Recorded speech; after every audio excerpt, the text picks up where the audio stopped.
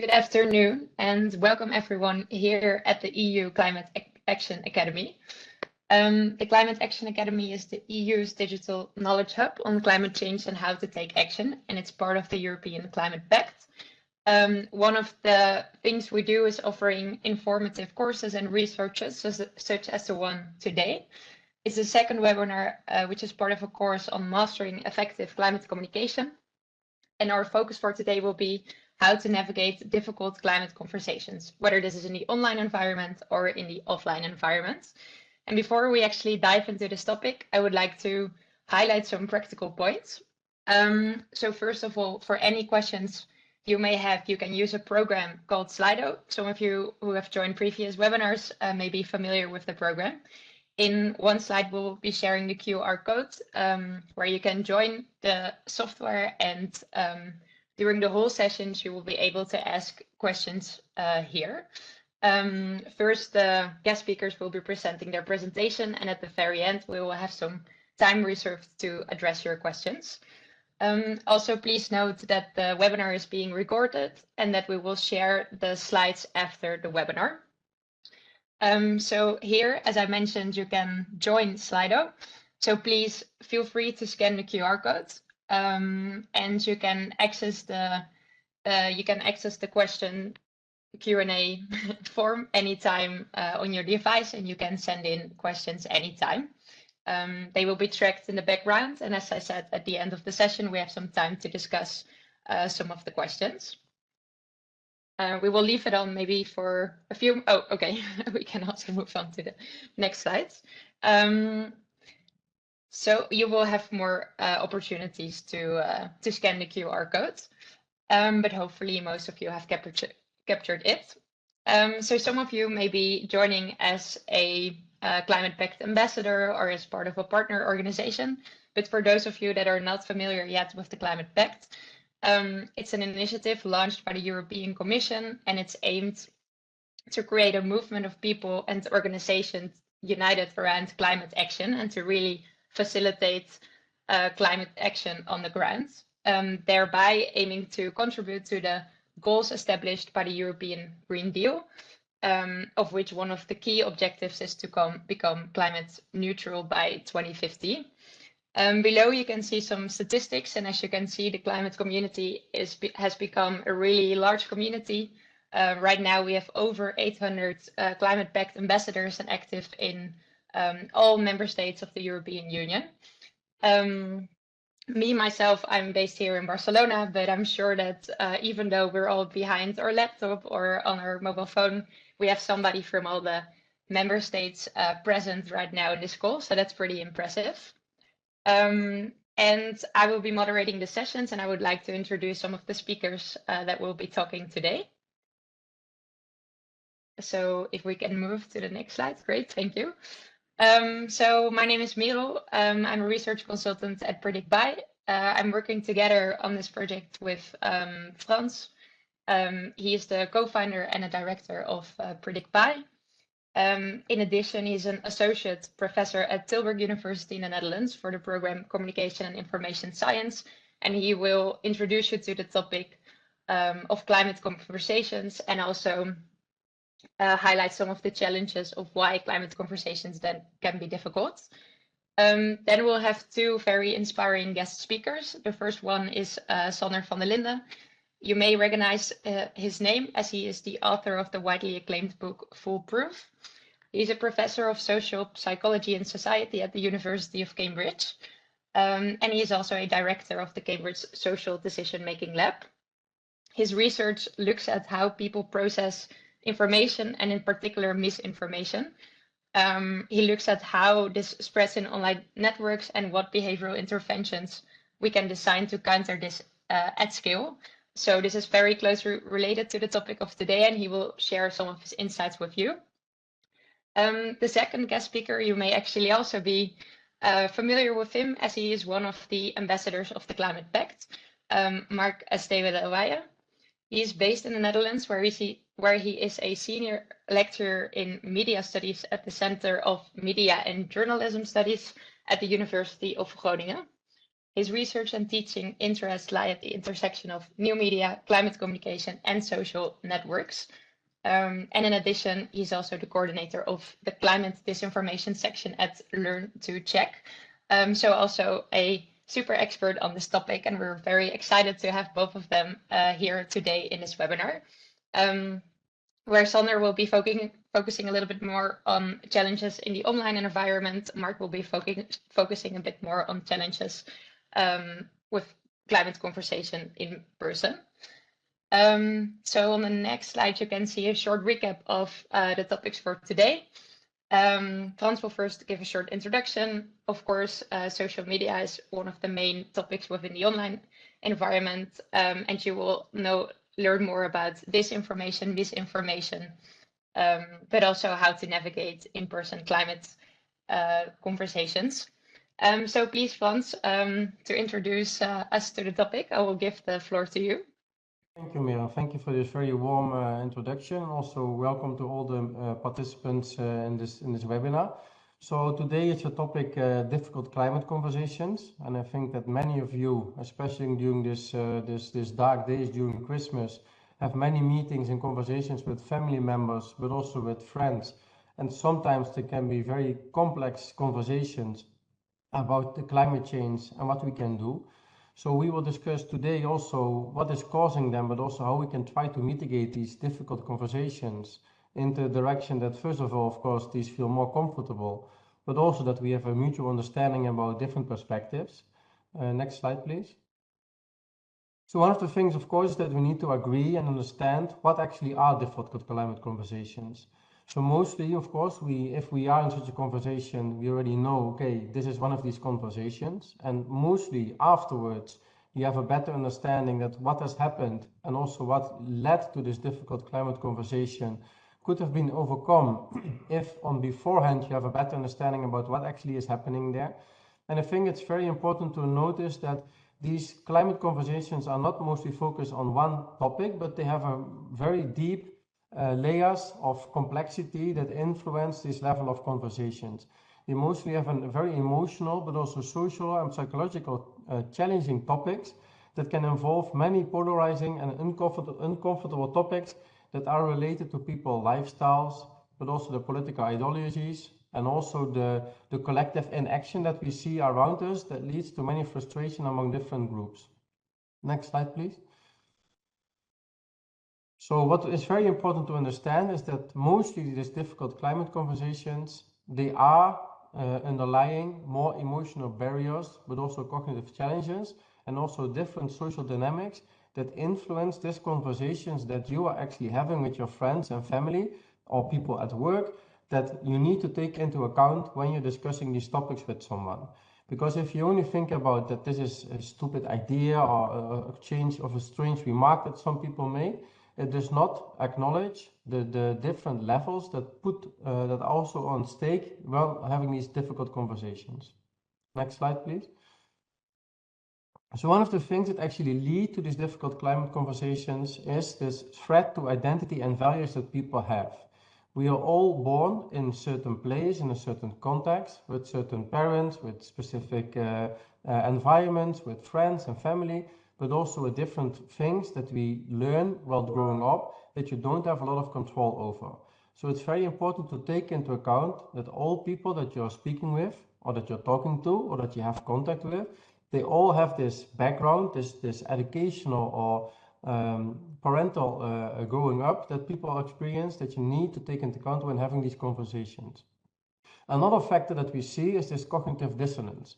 I mean, most of us, we always do something that you know is not so good for the health and the environment, but still, because we are doing it and we also are used to doing this, we try to tell ourselves comforting lies. Because we don't want to acknowledge this unpleasant truth that actually what you are doing is not maybe in line with your main goal that you have to be very sustainable and healthy, and therefore most people or many people or maybe even all people, they tell themselves comforting lies.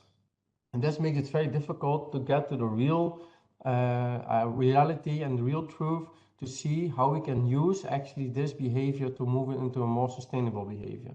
Another psychological factor is the psychological distance that we experience, because of course, many of us nowadays have witnessed some kind of consequence of climate change. Think about high level of rivers that we see, or maybe some kind of floodings or storms, or very harsh wind, or maybe even very cold temperatures or very warm temperatures. But still, we do not see in reality a very close connection, this causality between what we do and how this influences this climate. So there's this gap, which is called a psychological distance, which makes it very difficult for us to really understand that what we do on a day-to-day basis influences the climate on a larger level, on a larger scale, and also in time. Next slide, please.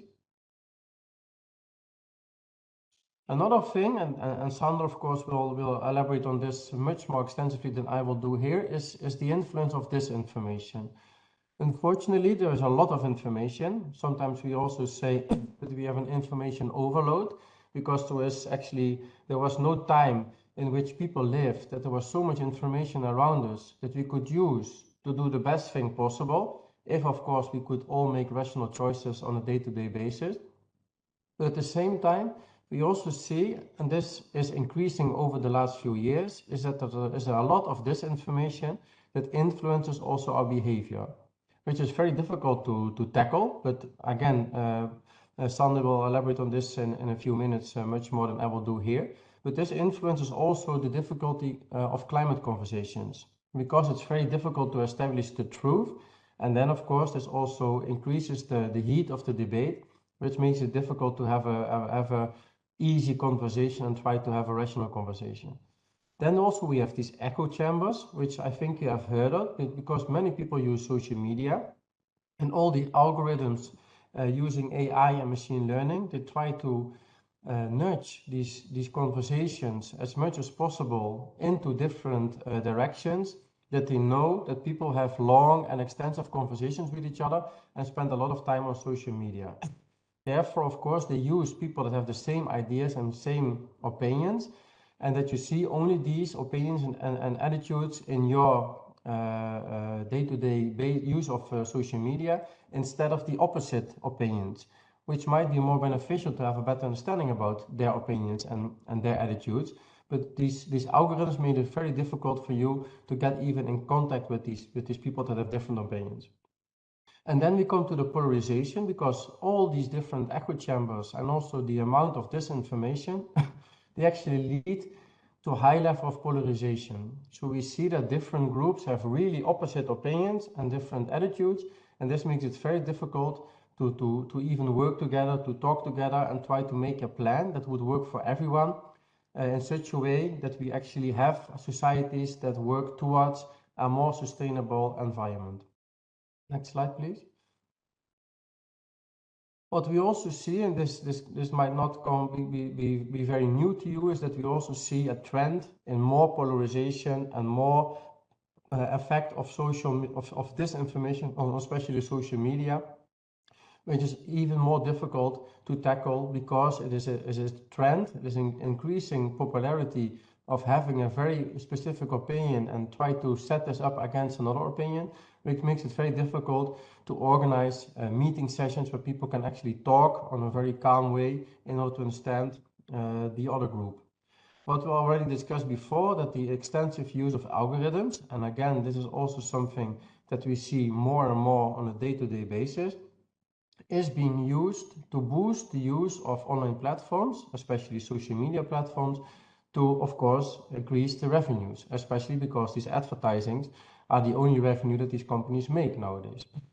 One other thing that's also very important is this accusation of hypocrisy, because if people really are a promoter of more sustainable behavior, they really want to live a healthy life with also take into account the environment, but then they do something that maybe is not in line with what they are proposing, for example, eating a hamburger or taking a flight for your vacation.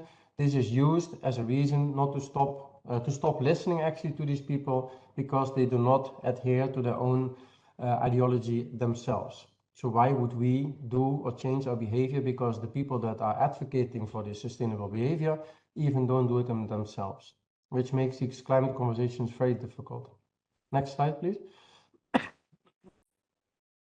So what we also discussed, and we see this more and more in the news, is that political leaders and the elite also start to get growing interest, and also they are getting more popular because they are denying, or because there is a large group of people that also believe that denying of the climate change, for example, is the way to move forward. So we see that nowadays more and more people, more and more politicians that have great difficulties in believing or even acting on doing something to protect ourselves from the global warming or from the climate change. We see that this makes it even more difficult to try to motivate people and to steer the behavior into more sustainable directions. And this is also what we see in many different European countries. And of course, we see the same in the US. But we also see in Europe that many different political leaders get more and more attention, at the same time denying or neglecting the influence of our behavior on the climate change. Next slide, please. So then, of course, there is a question how to manage these difficult climate conversations. So what kind of reasons can we find to try to tackle them and have more easier climate conversations? Next slide, please. Because what people sometimes say is that, and especially these people are, of course, really a big follower, and also many different leaders in climate change actions, that we need to do something. They actually say, and this is of course a very interesting figure, where we see that many different leaders, they are talking about global warming, they are talking about climate change, but actually they're not doing anything. So they keep talking, they keep talking, they keep talking, but at the same time we need to act, we need to change our behavior. And this is something, of course, that we need to do, and also to try to understand each other better, to act accordingly. Next slide, please. So one of the things that we could do is to start with having a better understanding about shared values. So we all live on one planet, at least until now. Of course, there are plans to go to Mars, but until now, we live on one planet, and we need to have this together. So one of the things that we also try to do in the research that we do is to focus on this one planet, that we need to take into account that we live here, that influence each other on a large scale. So try to find a way to find this common ground. For example, health, but also community well-being or economic benefits. These are things that most people are interested in, that they want to use. And if sustainable behavior is part of this, this of course can influence their motivations. Also empower actions to try to highlight achievable solutions to make it easier to do small steps. Of course, going from eating meat every day to being a full vegetarian is much more difficult than, for example, try to reduce your meat consumption 2 days a week. Or maybe instead of flying every year twice, maybe you can fly once in 2 years to reduce the amount of behavioral change that people need to do, but at the same time, they can change the behavior in a positive way. Another thing that we also saw in the previous webinar, the use of narratives and emotions, is very influential, where we try to tell stories and personal experiences that can create these emotional connections to reduce this psychological distance that we perceive, and therefore we can also understand better what the consequence is of what we are doing. So this is a very strong methodology, and again I refer, if you haven't seen it or heard it, the previous webinar, that gives a very strong instrument to be used to try to convince or have easier climate conversations than you are having today. One of the things also is, of course, normalizing the discussion. So try to demonstrate that the climate conversation are common. It's very acceptable to have these, and also try to control your emotions during these conversations in order to also better understand and have empathy for the other opinions and attitudes that people have, because they are very emotionally loaded. Next slide, please. Then I give back the floor to Merel. Yes. Yes, great. Thank you very much, Frans, for introducing us to some of the key concepts, highlighting some of the main trends, and also already giving away some strategies in facilitating better climate conversations. For those of you that missed the scanning the QR code in the beginning of the session, please take your chance right now to scan the code. By scanning this code, you will be able to submit your questions you may have about the content of this webinar, and we will be addressing them at the very end. In the meanwhile, I would like to invite Sander van der Linden, who will be talking about the online challenges, disinformation, misinformation, and how to address those challenges. So please, Sander, if you can turn on your camera and unmute yourself. So I'd like to talk a little today about the idea of inoculating people against climate disinformation, and talk a little about what's climate disinformation, how do we define it, what are some of the approaches of how you can fight it, and especially with the holiday season coming up, maybe some strategies for trying this at home. Of course, people always ask, what is fake news, what is misinformation, and sometimes, in personal conversations, even you get into the, your sources are misinformation, your sources are misinformation, and it's sort of used as a term almost to discredit information sometimes. But I think from a scientific perspective, we think about misinformation as, anything that's false or misleading, and that can include human error.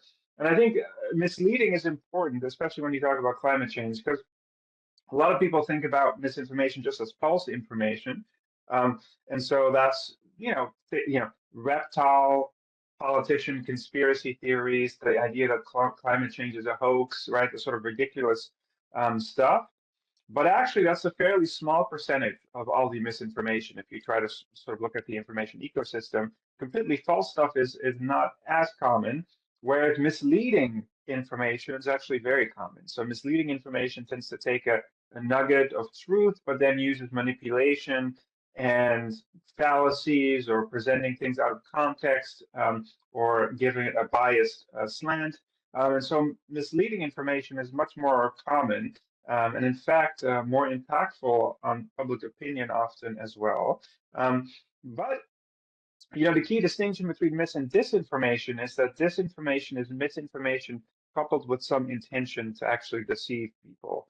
So you can be misleading without knowing it, right? It could be an accident, that you didn't have the right context, or you share a story that's false, but you don't know that it's false, right? So that's one thing, but actually, intentionally duping people, that's disinformation.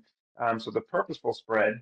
And then propaganda, particularly political propaganda, right, is disinformation coupled with some political agenda. Of course, propaganda can also be corporate propaganda. Think about the fossil fuel industry with regards to climate change misinformation. But the idea is that it's disinformation in the service of a particular agenda. Okay. Now we've actually developed a quiz to measure people's susceptibility to misinformation. This is in general. There are some items about climate too that was actually created by an AI. And this was the first psychometrically validated test of misinformation susceptibility. So, in this field of research, people tend to use headlines from the internet, but it's not very standardized. So it's actually hard to compare studies because everyone just uses random stimuli that you can find online. And we actually created a test that we validated over several years, and also benchmarked with YouGov against the UK population, the US population, and most recently with the RIVM in the Netherlands to the Dutch population. And there's a Dutch translation available. And the idea is that you get a score in terms of how discerning you are between misleading and credible information, or how gullible you are, or how naive you are. And so you get some feedback. It's free, anyone can take it, so you can find more about your own susceptibility. Here's some of the items that are real or fake. It's interesting that, this is data from the US, but government officials have illegally manipulated the weather to cause devastating storms.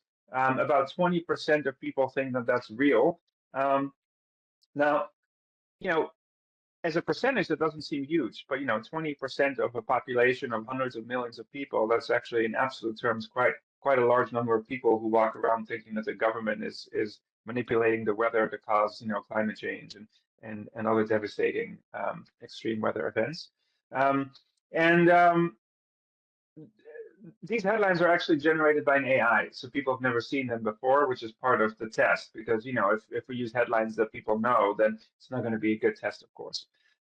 So if you look at some of the sources of people who don't do so well on this test, who are the people who don't do so well on this test? And you can actually see that people with the lowest scores, according to national representative samples, is people who get their news from Snapchat, Truth Social, WhatsApp, TikTok, Instagram.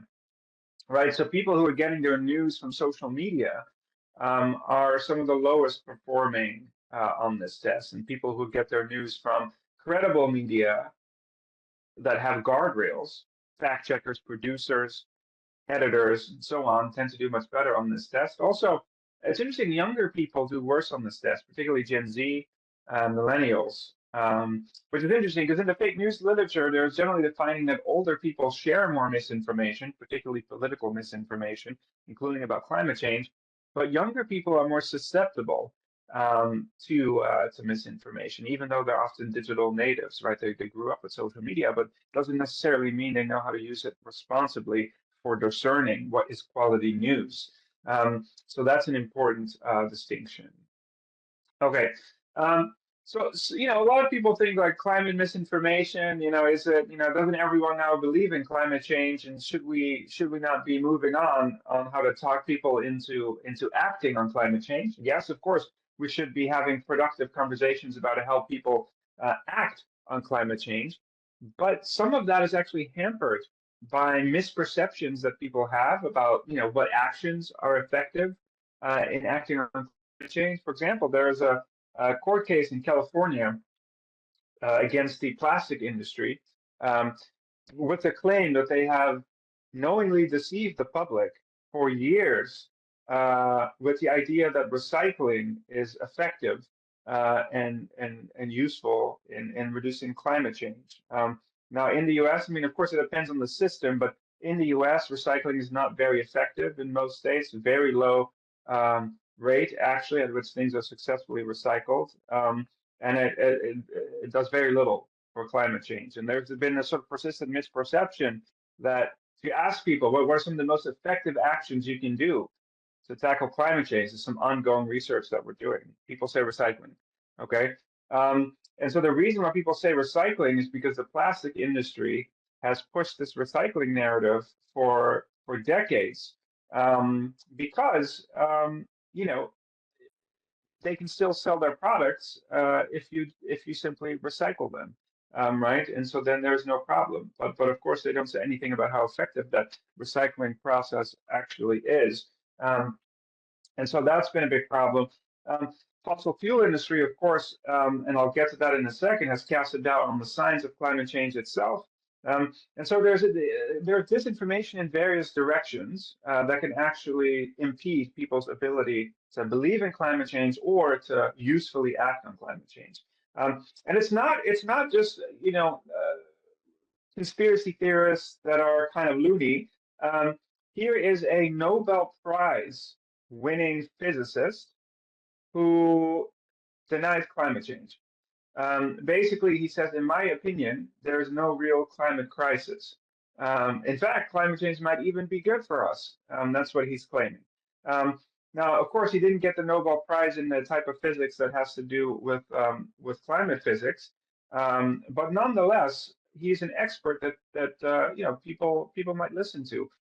And some of the most dangerous misinformation actually comes from people with credentials who have an air of credibility that are spreading false narratives or highly misleading narratives. And often the people with credibility are smart enough not to state obvious falsehoods that can be fact-checked.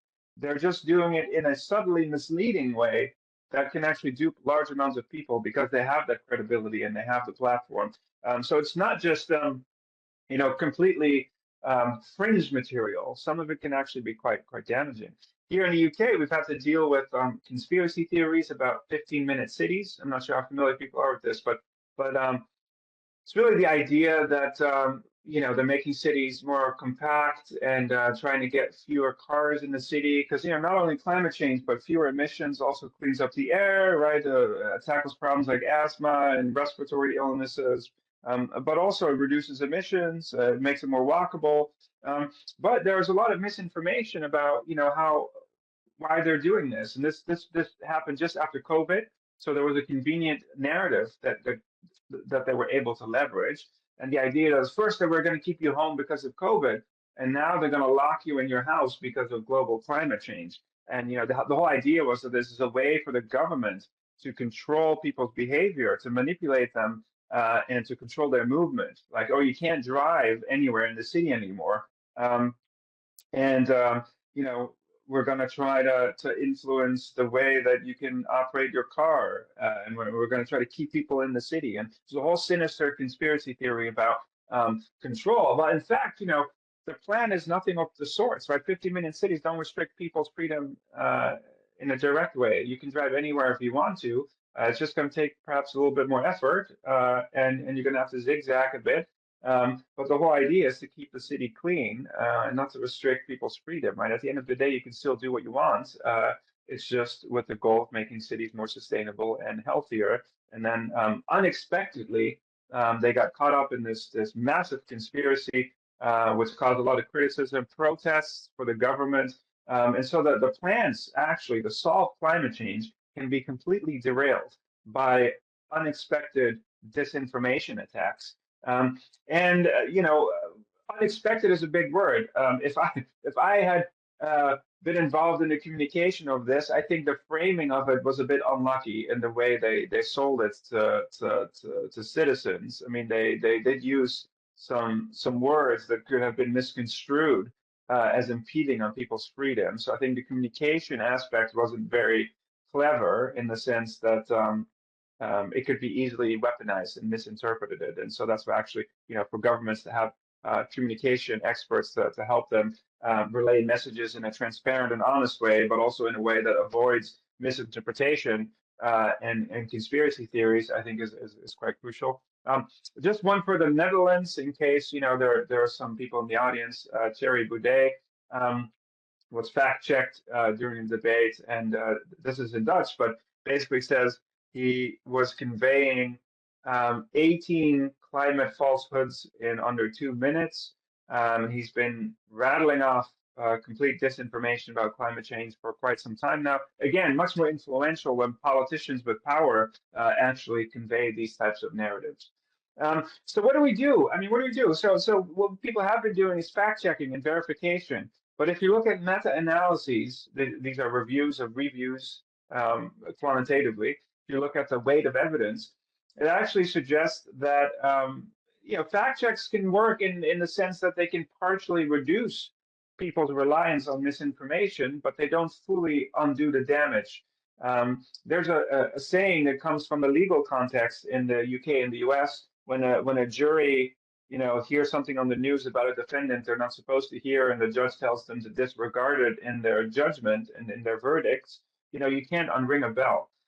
You know, once you've heard something, it sticks with you, and that's also how it works in the brain. Your memory is like a social network; it has links and connections between those links. And once you've integrated misinformation into your mental model of how something works, it's very difficult to get rid of it. It's like a game of whack-a-mole. When you try to inactivate one link, another one pops up somewhere else. And in fact, in experiments, you typically find that, you know, once you tell people a false story, for example, that there was a fire in a warehouse that was caused by oil cans that were open laying around, and then 5 minutes later you say, oh, the police chief has investigated, turns out there were no oil cans, this was an error in the reporting, actually a mistake. And then you ask people, you know, why do you think there was so much smoke at the scene? They say, oh, because of the oil cans. And so people actually continue to use misinformation in their reasoning, even when they know and have been told that it's been fact-checked as false. And this is a psychological phenomenon known as the continued influence of misinformation, and it's very common. And that's why fact-checking and debunking can only do so much. And there's some interesting neurological evidence. You know, these are smaller studies, but there's basically two explanations. And one is that, you know, people don't integrate the correction properly into their mental model. And that has to do with lots of things. The corrections tend to be long, scientific. Maybe they don't resonate with people politically. Maybe the initial misinformation was much more sticky and emotional and shocking and novel, right? And so people fail to integrate. Or maybe you don't provide a compelling alternative narrative, right? Just telling people something is false doesn't work very well, because what happens is that we have to tag information as false in our memory, and then we ask, but what is true instead? And if there's no answer, people just default back to what they thought was true before. So you actually have to provide an alternative. The other account is a retrieval error. So we access false and true information concurrently in the brain, and we suppress false information when we retrieve accurate information. when things are working properly. When it's not working properly, people are not suppressing the false information. And again, that can have many reasons. But for practitioners, I think the bottom line is this, that, you know, if you're debunking, don't repeat the misinformation too often, because the more you repeat the misinformation, and this is a bad position to be in general. Now you have to say, somebody else said something about climate change that was false in a debate, and now I'm going to tell you why it's false. But then you have to keep repeating the falsehood, which is kind of strengthening the connections that people already have with the falsehood. And if your correction isn't persuasive, then you have the risk of people just forgetting about the correction. So it's really important to minimize the amount of times you need to repeat the falsehood and to make the correction really prominent, appealing, short, you know, in chunks, so that people can easily ingest it, because you're competing with misinformation, right?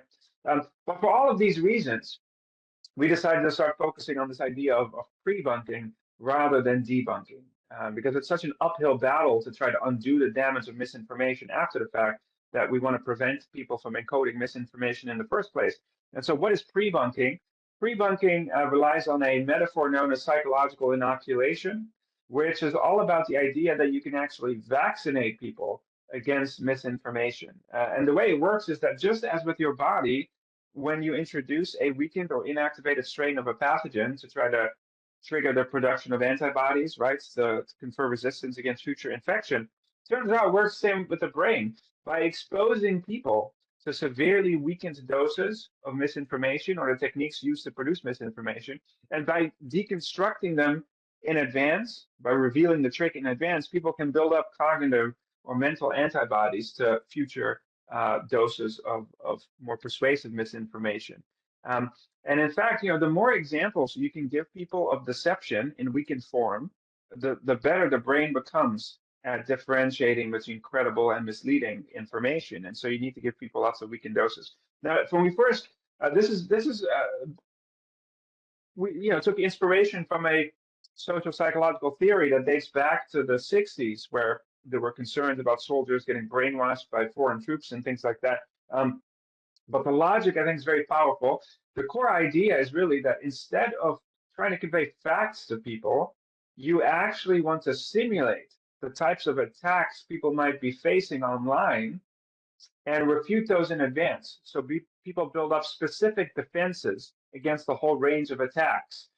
Because we know from a lot of psychological research that people are not accessing the relevant facts when they're being confronted with manipulation online.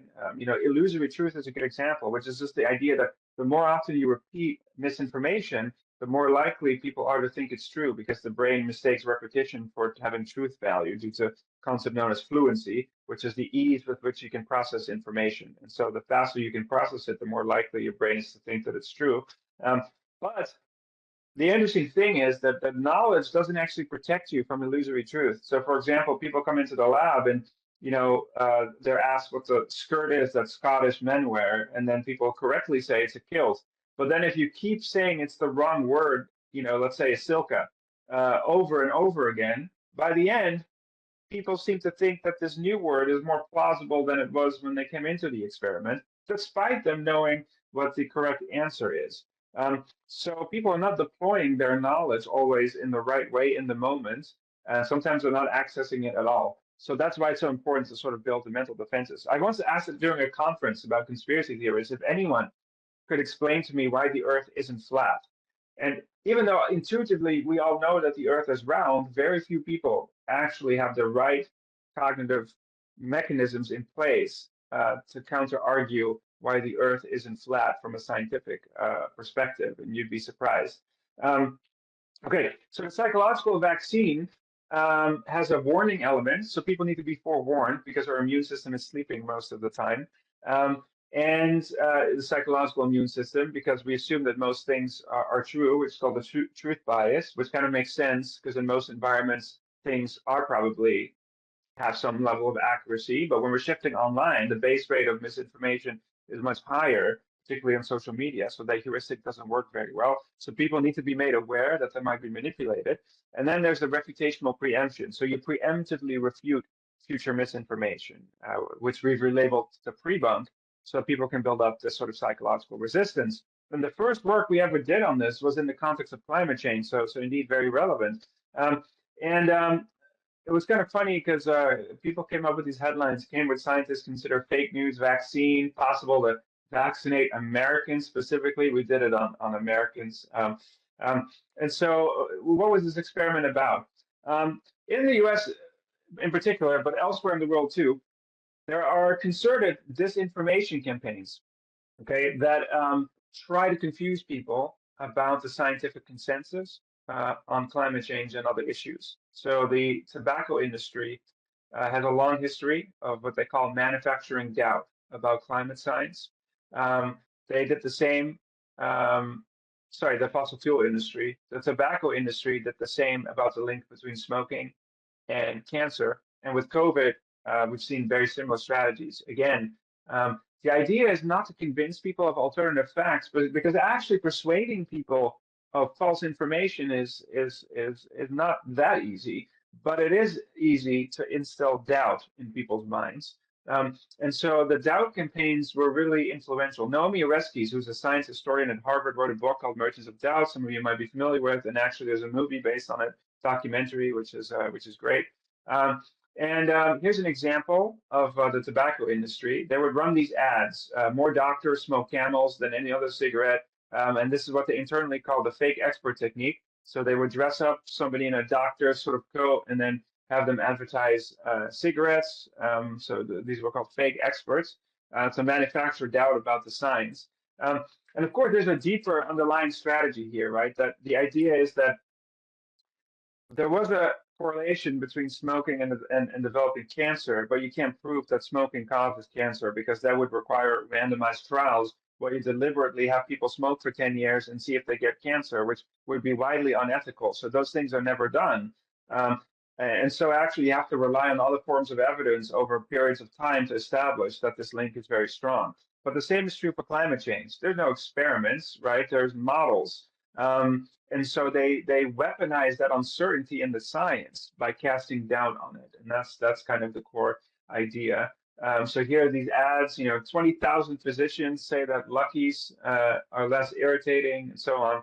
And there was a memo that was leaked during the Bush administration in the US from a guy called Frank Luntz, who was a political strategist, who said, voters believe there is no, this is the 90s, right? Voters believe there is no consensus about global warming. Should the public come to believe that the scientific issues are settled, their views about global warming will change. Therefore, you need to continue to make the lack of scientific certainty a primary issue in the debate. Frank Luntz is still active. He apologized about 5 years ago, and now he works for Biden, helping to convince people on climate change. He doesn't care about the actual issue. He just wants to make money because he's a political strategist, right? And so, he devises tools to manipulate people, whether it's pro or anti-climate change. But this was his strategy in the 90s. And, on the internet, on Meta, this went viral. Millions of people basically were exposed to a story that tens of thousands of scientists have declared climate change a hoax, which was kind of based on the tactic that I showed you earlier here, which is actually based on a false petition, and I'll come to that in a second, that thousands of scientists have said that global warming isn't happening, which was actually done in the 90s, this petition. But this story was from 2016. So you can see that old propaganda is being recycled, actually, in a predictable way, and can still go viral on the internet. Now, the question is, and the media has contributed to this as well, by always having contrarians on and creating this false balance between experts and non-experts and making it seem as if there's a debate happening, even though 99% of scientists, of climate scientists, have concluded, of course, that climate change is human caused. This is data from the US from 2023. If you ask people, what percentage of climate scientists do you think agree that humans are causing global warming? There's a large number of people who say they don't know, but about 20% give the right answer. So that's 1 in 5, right? So only 20% actually know the right answer, that it's so strong that it's between 90 and 100%. And it's not just in the US. I mean, look at the European data. I say EU, unfortunately, the UK is not part of the EU anymore. In the UK, it's 65%. what people estimate on average. So slightly different question. You can see Germany 69%, Norway 67%. So even in countries where we don't have the same level of politicization around climate change as the US, people are still widely misperceiving the actual scientific consensus. This is from 2022.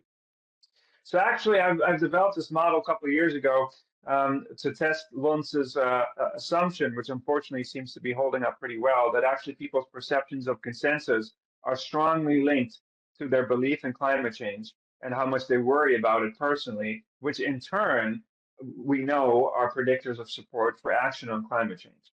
And so by actually manipulating perceived scientific agreement, they can manipulate in a second order type of way people's beliefs, which then ultimately affects support for public action. And so coming back to inoculation, what we wanted to do is see if we could inoculate people actually from falling for this type of disinformation. And so we went to the NASA website, which has the scientific consensus as one of the facts, very simple fact that's very easy for people to remember.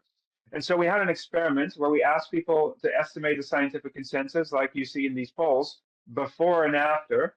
And interestingly, I should note also that we asked people to estimate lots of things about different news stories. So people didn't know this was an experiment about climate change. They were asked to estimate lots of quantities. But if you do nothing, if you just show people the facts, 97% of scientists agree that humans are causing global warming, people are updating their estimate of the consensus by 20 percentage points. I mean, that's a lot. You know, when you just give people the facts, they're willing to shift their views. But of course, in reality, people are not just getting the facts, right? We're not viewing facts in a vacuum. You know, unfortunately, that's not the case. Some of the animation doesn't. Oh, here we go. In another condition, we gave people misinformation.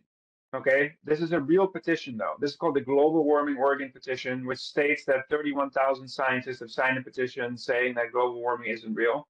Now, what is the Global, Oregon Petition?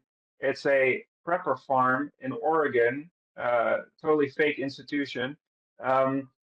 It's copying the template from the National Academy of Science, which is also a manipulation technique to make it seem legitimate. And if you actually go into the signatories of this petition, completely unverified. I mean, you have the Spice Girls that were on it, Dr. Halliwell from the Spice Girls, Charles Darwin. I mean, a lot of this is complete nonsense. And so what happened here is that if we showed people this petition, that had a negative effect in the red bar here on their views of the scientific consensus, perhaps unsurprisingly. What was shocking, though, is when you have them side by side, the presence of this fake petition canceled out the power of the consensus completely. It was a null effect, zero. So this big effect here gets dragged down to zero in the presence of contrarian information about the consensus. Very powerful manufacturing of doubt, in fact. Now, here are the conditions that I was interested in. What if you vaccinate people? So here we just forewarned people that they need to be suspicious of politicians trying to politicize this issue and that people are trying to manipulate public opinion about the scientific consensus. So forewarned is forearmed. So that helps a little bit. But if you add the pre-bunk and actually say, look, here are some of the techniques that are used, casting doubt on the consensus, borrowing templates from official institutions to mimic credibility, be on the lookout for false signatories like, Charles Darwin and the Spice Girls. So if you actually vaccinate people, against this type of technique in advance, you can see that, people still endorse the scientific consensus by about 2/3. So this is not the full effect of the facts, right? So it's not as good as if people had never seen the disinformation, but this is about 2/3 of this bar right here. So that's a decent amount of immunity. And of course, in the control group, nothing's happening here. Now, you can actually break this out by ideology as well, which is interesting. And if you do that, you can see that the inoculations worked for Republicans, Democrats, as well as independents. So there was more variation among skeptical audiences in the US, but they still updated their perceptions of the scientific consensus. And so you were able to protect people who might be more susceptible to this kind of disinformation with the pre-bunking technique.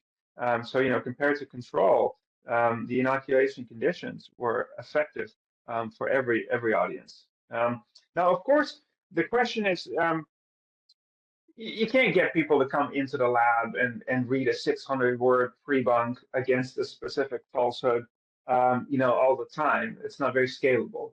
So journalists, you know, when they covered this study, yeah, we can vaccinate people against climate misinformation, but we got questions about how you would scale this in reality. And so one of the things that we did was took some inspiration from Severus Snape from the Harry Potter novels, who said your defenses must be as flexible and inventive as the arts that you seek to undo.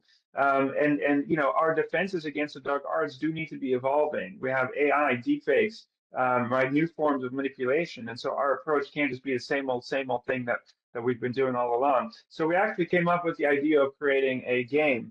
And this game is called Bad News, with some partners in the Netherlands. They were named Drok at the time, Drok, and Tilt Studio. And the idea was that we would actually expose people against the larger techniques that are used to produce disinformation on the internet in weakened controlled form in a simulated session, so that people actually get used to what it's like being attacked with disinformation and dismantle it in advance in the simulator, so that when they're actually targeted, they're going to be relatively more immune. And so your goal actually is to gain as many followers as possible without losing any credibility by making use of some of these manipulation strategies. This is called the Bad News game. This was actually during the previous Trump presidency. After long deliberation with my generals, I've decided to declare war on North Korea, hashtag Kim Jong-un. This is not something Trump said, but maybe could have said. As you can see here, the Twitter handle is manipulated. Most people don't see this on the pretest, but once they've been inoculated against the impersonation technique, they no longer fall for it on the post-test. The mainstream media has one massive conspiracy, hashtag fake news, NASA, space object, set hit US West Coast, hashtag be safe. So this is interactive. So people respond to your posts, you start trending, create your own echo chambers, and so on. And it also has a scenario about climate change, of course. So scientists say climate change could have serious negative impacts on our way of life. Okay, so how do you attack this? What happens? Oh yeah, total hoax, very polarizing. Should be easy to get people worked up over it, right? And so you start making memes. Science says climate will change, but they can't even predict the rain. And so you post this on your news channel and you get followers, and Kurt says, good point, by the Cosmos Post, overconfident eggheads, hashtag climate hoax. And so you can see how this works, right? And so we go through 6 major techniques. Polarization, you know, creating us versus them mentalities, impersonating climate scientists, doctors, politicians, conspiratorial thinking, trolling people, fear mongering to scare people, you know, with emotions instead of evidence, and discrediting official institutions using manufacturing of doubt and denial. And we test people before and after playing this game. So we're not interested in sort of simple falsehood, like, you know, true or false, because reality is often more complex than that. But we're going to help calibrate people's judgments in terms of media manipulation, right? And so we're asking people how reliable they find something before and after playing this game. So here's Johnson crude oil. Hey, Leo DiCaprio, it's snowing and freezing in New York. Could use some of that global warming you're always going on about. So not true, false. We want people to recognize that this is somebody who's trolling Leonardo DiCaprio as an advocate for climate action, and this is part of the trolling technique. So people should find this less reliable after playing. So John Rosenbeek, who also happens to be Dutch, was my co-author on this and co-inventor of the Bad News game. And in fact, a lot of the humor is his. There's a Dutch version, Slecht News, which is also available. So here's some of the results. What's interesting is that these are density plots, the distribution of the data. These are the medians. So it doesn't matter if you're liberal, conservative, young, old, lower, higher educated. People start at different levels, but the intervention effect is similar for different groups. People find misinformation less reliable. Now, Of course, this was a simple within subject design experiment, pre-post, right? It wasn't a randomized controlled trial. There were some issues with the number of items. The game, it takes cloud space, so you can't ask that many questions. So we wanted to see about the long-term effectiveness of this intervention. And so we started doing randomized trials where either you play our game or you play Tetris, which is a placebo condition. So a game, but unrelated to climate change. And the setup is kind of always the same. We randomize people. You do a pre-test, so you get 18 items, fake news items to evaluate. Then you're randomized to inoculation control. And then we decided to follow up with people. So we test them, and inoculation is called the attack, which is a bit nefarious. So we attack people with misinformation week after week after week after week to see how long their resistance is lasting over time. The second experiment, exactly the same, but we followed up with people only at the end, not in between. And in the third group, we changed the items at every testing phase. So make sure people are not just remembering their answers to test how broad spectrum the immunity is, right? Because you're inoculated against an example with an example in the game, but the test items use many different examples, right? So we're going for the broader spectrum immunity. If you know about the building blocks of conspiracy theories, then we want to see if we throw some different ones at you, right? Can you sort of recognize the common thread and gain broader immunity? And so basically what you see here. Sander, apologies. You have 5 more minutes. Thanks. Okay, yeah, perfect. And so what you see here is that nothing happens at the beginning, and people find fake news in inoculation less convincing than control. So that's working, but it stayed like this for the whole 3-month period. So I mean, that's not possible. I mean, even with COVID, you need to get booster shots, right? And so interestingly, in the second experiment, we indeed found that even though people find fake news on average less reliable here than in control, which is what we want, right? But there was decay. So you can see over time, people start finding fake news more reliable again. And so just like a regular vaccine, the efficacy wears off over time. And in later research, we sort of discovered, unless you boost people, so you need to boost people in order to maintain the inoculation effect. How do you boost people? You could either do it through memory, because one mechanism is that people forget the content over time. And the other is through motivation. People need to stay motivated to spot climate disinformation or disinformation in general. And you could have people go through the intervention again. You can give them a little quiz. You can give them a slideshow. It doesn't really matter, it seems. People just need to be engaged on a regular basis. And then we started doing this with social media companies who were interested to try to scale it even further. So we had a collaboration with Google, who owns YouTube, who said, this game is funny and it's great, but you're not going to reach everyone with the game. We own YouTube, and those annoying ads that you can skip. We want to help. So what if we create videos, little animated videos, and we put them in the ad spaces on YouTube?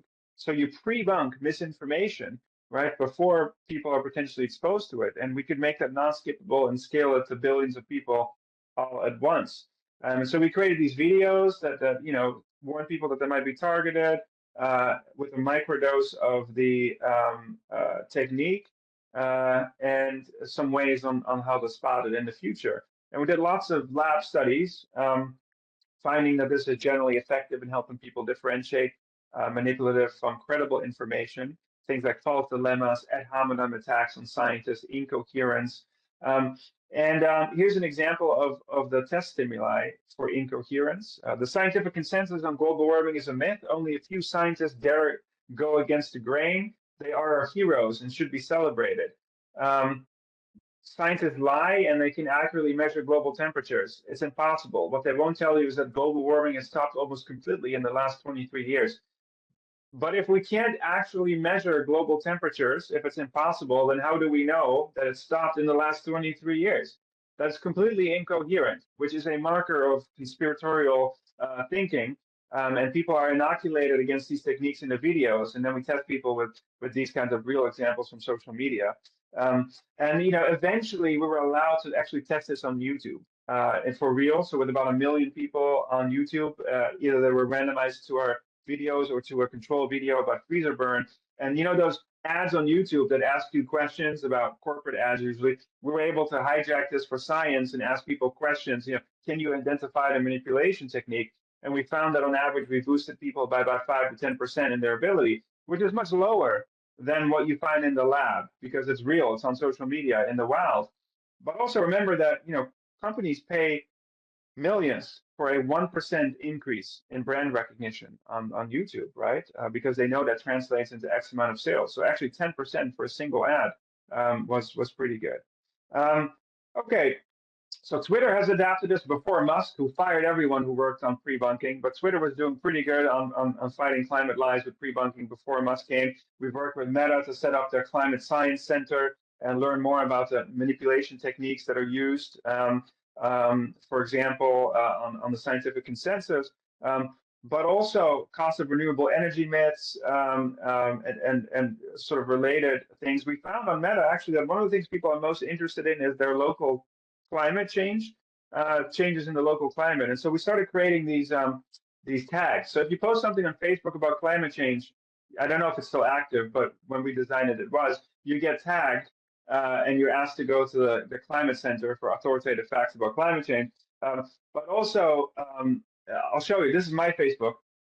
So it said scientists disagree on climate change. This is a test so that people don't think that I'm crazy. And here you can see the tag. See how the average temperature in your area is changing.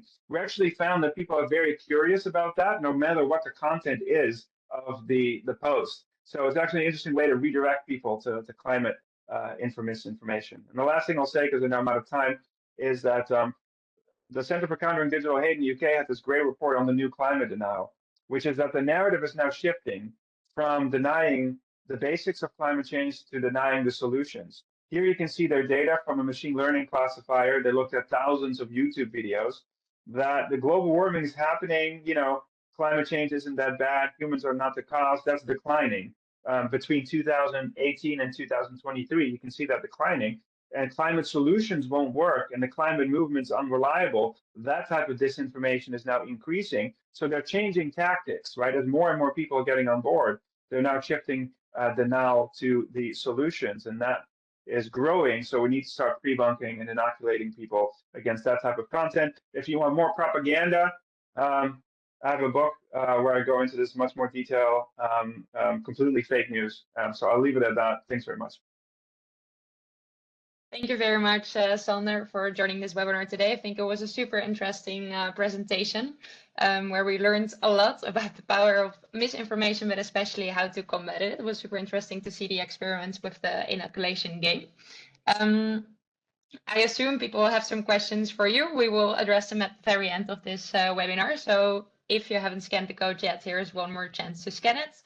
And then we'll quickly move on to our next guest speaker, which is Mark Estebedel-Valle, who will be talking more about how to navigate in-person climate conversations. So please, Mark, I invite you to turn on your camera and unmute yourself so we can listen to you. Thanks a lot, Meryl. So yes, I will be talking about difficult climate conversations. Please, next slide. So climate conversations actually take place within social networks. Here we have an example potentially of friends or classmates, and we can analyze these conversations by building on this approach that is called social network analysis approach. We can know some principles that make people connect with other people and also how people relate to other people. And this is what we are going to be doing in the next slides. Please, next slide. So with whom do people connect? Again, building on this social network analysis approach, we know that there are some principles explaining with whom people normally connect. One of these principles is the principle of propinquity, a statement that individuals are more likely to relate to one another when they are geographically close. Example, paradigmatic example, is neighbors. Another principle explaining why people connect is this principle of homophily. From Greek, love of the same, the principle states that there is a tendency of individuals to be connected with similar others. And from here, this proverbial expression, right? Birds of a feather flock together. If you are interested in the principle of homophily, we recently published a special issue, so I provide down the link to this special issue. Next slide, please. And then with whom do we normally relate? According to, again, this social network analysis approach, we relate mostly with two different type of people, right? So the strong friends, be them family members or strong ties, sorry, be them family members or close friends, with whom we have frequent interactions and they provide us emotional support. And we also have a lot of instrumental exchanges. So these are those people that they are closer to us. And then we also interact with the weak ties.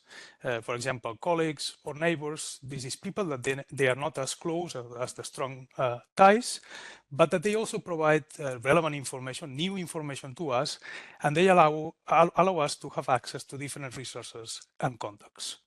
Now we're going to apply these principles and actually concepts to the case of energy and climate conversations. Next slide, please. And to do so, I'm going to be building on this paper published by Hamilton and colleagues entitled Conversations About Conversation, Using Social Network Analysis to Understand Energy Practices. The paper was published in the journal Energy Research and Social Science. Next slide, please. So what's the context of the paper?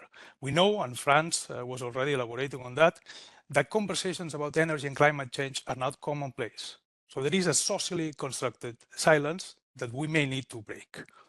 Now, the authors of the paper, what they wanted is to explore people's everyday conversations about energy practices and climate change in the United Kingdom. They had two questions.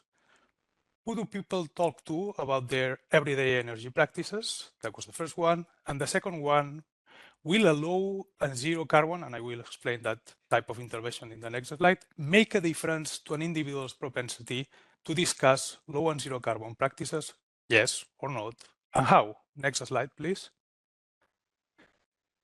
And as for the case study, they study 6 low carbon communities, locations in United Kingdom. Here I'm providing to you the characteristics of one of these low carbon communities. This is the low carbon community of the rural South Wales, consisting of 13,500 residents in 14 villages in the upper Amnan Valley that suffer some interventions, both behavioral interventions and communication interventions.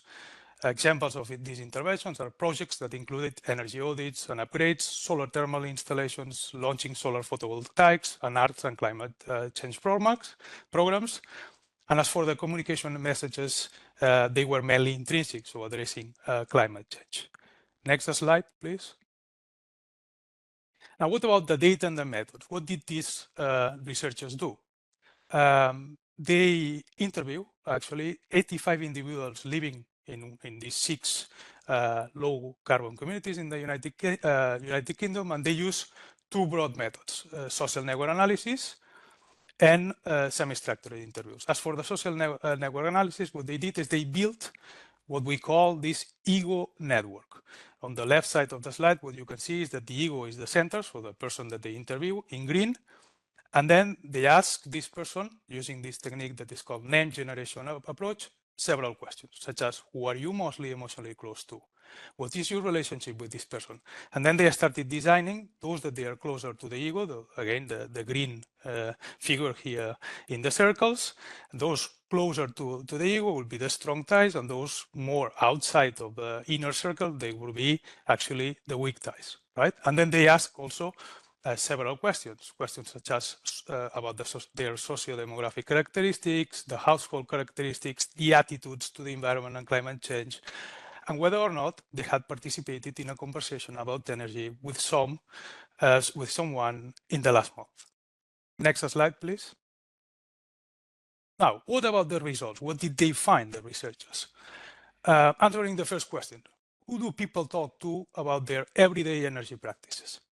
Most of the people, like actually 75% of the people that they interview, these 85, they talk about the energy and climate change related practices with family and friends. And this is even higher for the case of energy. See, 86% of the conversations happening about energy took place with family and friends. Next slide, please. What were these conversations about?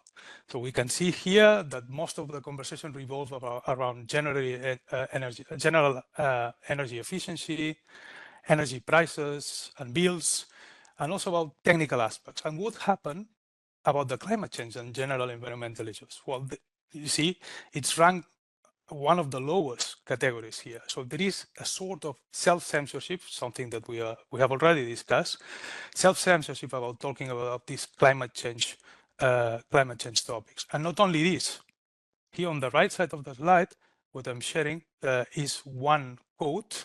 So the interviewers interview with these people, and they ask them, well, tell us, with whom do you speak about these issues? And then one of the interviewers say, with Colin and Helen. Yes, because they are a bit like us. Remember this principle of homophily that I was telling to you. People have a tendency to speak with those that they are similar, right? They grow all their veggies and they are interested in such matters. Next slide, please. What about the second question? What happens when there is an intervention? The second question was, will a low and zero carbon intervention make a difference to an individual's propensity to discuss low and zero carbon practices? So the author's nested multi-level logistic regression model actually suggests that interventions, particularly the major ones, for example, the installation of wind turbines, increase individuals' propensity to discuss low and zero carbon practices. Next slide, please. And then they come up actually with some recommendations. The first is expand these conversations beyond the close and strong ties. And how to do that? Well, we need to reach new contexts, go to town fairs, cafes, civic centers. We also need to involve new parties, right? So community organizations and non-governmental organizations. And we also need to do different types of activities, such as, for instance, participatory artistic productions. But above all, what we need is that the action on carbon and energy reduction needs to be properly researched, supported, and integrated at a local level and through consistent long-term policy action at the national and international levels. All right, so that was all for what I wanted to present, like the link between social networks and these recommendations on energy and climate change in-person discussions. And now I'm going to move on to the case study. Next slide, please. So this is my case study is a case of the project Talk Climate Change project. If you are interested in the details of this project, I also share with you here a paper where the authors explain all the particularities and characteristics of the project. Next slide, please. What was this project about? This is an Oxford student-led climate conversation campaign, which was associated with the 2021 United Nations COP26 meeting that took place in Glasgow. The campaign had two goals. One, to offer a space for everyone worldwide to converse about climate change-related topics, making them, so the people, more aware and engaged with climate action. And a second goal, which was actually quite ambitious, to collect 26,000 climate conversations in a relatively short period of time, from June-November 2021. Now, France, again, already elaborated about this problem, but they are there. What are the problems that we face when talking about climate change? Well, first, that there are limited conversations about climate change, right? So 2/3 of the Americans said, for instance, that they rarely or never talk about climate change. And then there are also psychological barriers to climate change conversations, such as this spiral of silence, right? So we think we don't speak about climate change because we think that that other people are not interested about the topic, or that they think differently about the topic. This links to what I was presenting to you before, this self-censorship. Next slide, please. But are climate conversations important? Next slide. Oh, yes, they are. They are crucial, actually, for climate action because they provide opportunities for reflection on climate change impacts, meanings, and emotional responses. They help a lot, actually, improving the understanding that climate change is occurring and driven by human activities. And they can help reach individuals less exposed to climate information, for instance, those living in rural communities with limited internet access. Next slide, please. What was the campaign about? They provided, as students, they provided a website where people actually would upload their conversations about climate change. This is one example of the conversation that took place in Cape Town. People could also tag the add tags actually to the conversation. For instance, cities, community, economics, finance, several tags, and then the names of the participants to the conversation, some of the parts of the discussion that they had, and finally they could also leave a message for the COP26. On the right side of the slide, I'm showing to you the 10 most tags by frequency, so education, politics and policies, activism, community, individual carbon footprint, solutions, energy, recycling, animals, biodiversity, and weather. Next slide, please. And then finally, the authors, what they do is they draw some conclusions for interpersonal climate change discussions. And the first one is that there is a necessity to affirm actually the importance of climate conversations. Remember at the beginning, I told you one of the goals of this project was to reach 26,000 submissions. So they only reach 500 submissions to the website. And yet we know, as I was telling to you, that these conversations are crucial to inspire individuals' behavior change and climate activism. Another thing is that we need to build these conversational skills. So talking, the skills to talk about climate change can be learned. We can practice, can also be taught. And this is actually what we need to do, for instance, organizing climate conversation workshops. We may also tailor the conversation to the beliefs and the interests and the values of the conversation partners. We also need to give a space actually for the emotional responses of people to climate change and climate related topics. All emotions are valid. That's the idea. And finally, we need to provide actually resources for this conversation to happen in the places that we want them to happen. And this is all what I wanted to share with you. Thanks a lot. And thanks to you as well, Mark, for sharing your insights and providing some concrete recommendations on this. So now, before we go on to the Q&A, one reminder, the webinar is recorded and the slides will be shared. So in case there are some things you would like to look back or some moments you would like to have repeated, you will have the materials right afterwards. So maybe for the Q&A, I invite you, Mark, Sander, Frans, to just turn on your cameras so I can share some of the questions that participants had based on your presentations. So Sander, maybe to start with you, there's one here. I think it's a good one, whether the games on the inoculation are still available and where they can be found for people to actually use them. Yeah, great question.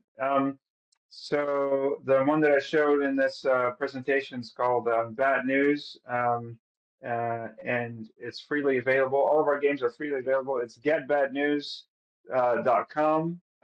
That's where this one is, getbadnews.com. But in fact, we have a website called inoculation.science. Very simple, just inoculation.science, which integrates all of our games and links, including to some other games people have made, such as Cranky Uncle, which is a climate denial game from John Cook in Australia, which is also great, based on our work and similar principles. Okay, great. Thank you. We'll make sure to put the links to those games as well, so people can easily access them.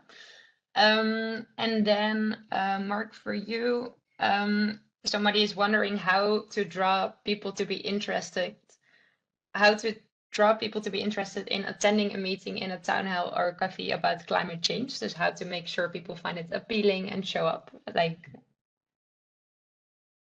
Yeah, I think the first is to know what might be appealing to this person in terms of what is happening in the community where the person is living, right? So as soon as we know what potentially can be the topics of interest, and then what I would suggest to the organization conducting these workshops, let's say, or conversations, would be to build on these topics, the topics that are closer to those that they're going to participate in these workshops. Okay, thank you. And maybe back to the inoculation vaccine. Somebody is wondering if there are differences between people on the use of this. Like, does it work for everyone, or do you see different? Like, should you apply different strategies for different kinds of demographics in terms of age, gender? Yeah, that's a great question. As we've done a lot of cross-cultural research now also, I think it is very useful and necessary to try to tailor the inoculations to particular audiences. So, typically in our games, we don't find huge differences between, age or education levels. I mean, yeah, sure. I mean, people are better educated, or for example, slightly better at it. People who are younger are slightly better at it, maybe because it's a game. But the differences are quite small. I think the bigger differences that we've seen are actually cross-cultural. So, for example, when we do this in rural areas in India or Brazil, you really need a different context than, let's say, with urban populations. Another example is the campaigns here in, let's say, Germany function very similarly to the one in the UK and the one in the US. But in other countries like Tunisia, for example, we had less success. And so I think, when you're talking about very different regimes in terms of the flow of information in a society, or huge urban versus cultural differences, I think, adaptation is important, and tailoring the content. I remember our Google videos, they were targeted at people over 18 who are consumers of political videos on YouTube. But when we did a focus group with Gen Z, a lot of our weekend dose material was from popular culture that we grew up with, like Futurama, South Park, Star Wars. For example, there's a false dilemma between either it's this or that, and we wanted to pre-bunk the idea of a false dilemma, right? There's always more nuance usually than the black and white options. But so we have a clip from Star Wars where Obi-Wan Kenobi is talking to Darth Vader, and he says, either you're with me or you're my enemy. But the Gen Z people were asking, oh, Star Wars, this must be targeted at old people. And so, so there are generational differences in what humor resonates and what content resonates. So I think most of our adaptation is actually about, trying to meet the needs of the audience with the right content, rather than sort of finding huge differences in age or education. Literacy is probably the biggest differentiator. So audiences with low literacy in rural areas need much more adaptation than big urban centers where most people speak English and use social media. So that's been the biggest differentiator for us. All right, thank you. Then I think two last questions. One for you, Mark. It says, I have a question regarding climate conversations. There's also talking about the climate fatigue issue. How does that fit with the need for climate conversations? Yeah, that's a very good question. Can we have fatigue? That would be the question. I mean, that we should ask first. I think that the issue asks for all of us to not have this fatigue. To be consistent, to push for these climate conversations, and when we feel that we lack a little bit of forces, then we work with our peers, and we ask them to be at the forefront. But I think the challenge is too big, and it's a threat that that basically we all need to fight for, and together.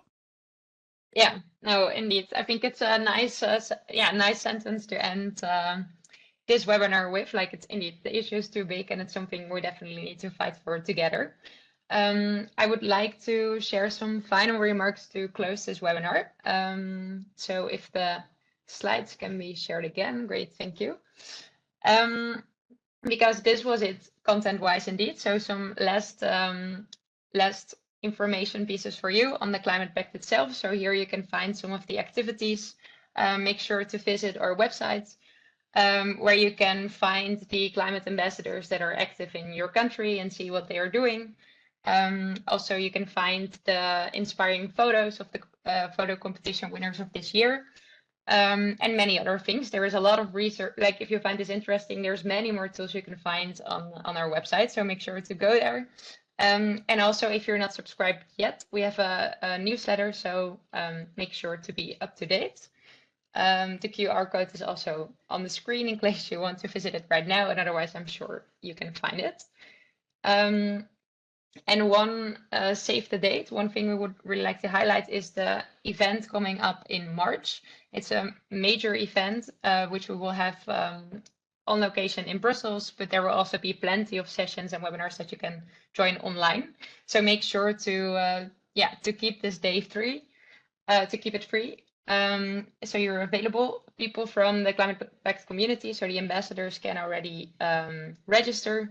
But for the others that are not part of the pact, you have to wait a little bit longer, but in January, the registrations will be opened to everyone. So I would like to close it right here. So once again, thank you very much to the speakers, of course, Mark and Sander. I think the presentations were very insightful. So thank you very much for joining today and making time. And also to everyone participating, thank you very much for your attention today. When you close the webinar, an evaluation survey will pop up. So we're, of course, curious about your feedback so we can further improve the Climate Academy. But for now, have a good day and hopefully see you in the next course. All right, bye.